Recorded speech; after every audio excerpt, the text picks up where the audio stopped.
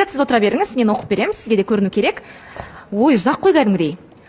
Осы уақытқа дейін үндемей ештеңе айтпай келдім. Мен Бекзатты ешқандай да кешірген жоқпын. Вообще көзіме көрінбесін енді. Бұдан кейін эфирге де бармаймын. Таразға папаның алдына апару үшін солай эфирде әдейі кешірдім деп сөйледім. Папа да қызының құлағына сырға тағып, уәдесін беріп алып, басқа қызбен танысып, жұп болып Алланы аузына алып, басы кеткен адамға қызын бермейтінін айтты. Эфирде отырып, мені отбасымен жамандайтын шығар, маған уже бәрібір. Мен оның отбасы туралы ешқашан бір ауыз сөз жаман айтпағанмын. Ал ол даже айтуға аузым бармайды. Кешіргенде жоқ едім, ал енді вообще нақты нүктесі қойылды.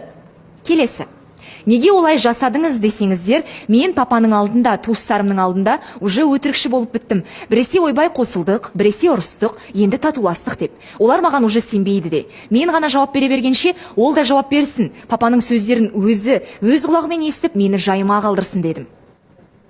Мен өз тарапыма айтылған сөзді көтеремін, оған өзім жауап беремін. Бірақ мен жақындарыма сөз келтірмеймін, оған жол бермеймін. Дүние өртеніп кетсе де, мүлдем тұрмысқа шықпай қалсам да, менің отбасым ол менің барым. Оларды ренжітуге ешкімге жол бермеймін дейді.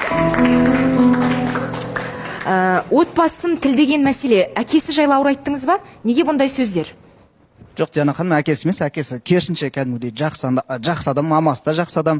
Отбасы болғанда өзінің сестрасы бар, және бір әпкесі бар. Біз сол жерде сөйлесіп тұрсақ, басқа біреулер постоянно оған звондайды да, айтады, бұл айтады, ақырке ана кімнің ана ұлы бар еді, біздің екі қыз толық келмейді, сені соған берейік деп едік дейді. Мен айтам, ол соны естіп тұрып, сонымен менің көзім сөйлесіп тұр, мен оның папасы, мамасымен сөйлесіп тұрмын, ол басқа әпкесімен сондай жағдай сөйлесіп тұр деп айтам, менің көзімше олай сөйлеспеді. Сол жерде даже мамасы, папасы тұрса да, мен кішкене соны ауыр сөйледім. Сен менің көзімше ондай нәрсені айтпасашы. Ол сөйлесіп тұр, жоқ әпке, мен әлі басқа қатынасқа дайын емес, манаған дайын емес, мынаған дайын. Сен менімен айырылысып бітіп басқа қатынасқа қашан дайындаласың сонда? Сондай ойың бар ма? Онда айтпа. Мен жақтан өйткені ешқандай туыс оны айтпайды. Егер де даже болған мәселені менен үлкен ғой, 2-3 жас. Сонда біз дұрыс түсіндік пе? Ақеркенің өткен жолы эфирге келген кезде де сізді кешірмеді. Әдейі эфирде кешірдім деп сізді таразыға алып кетіп, әкесінің алдына жығып беру болды ма басты мақсаты?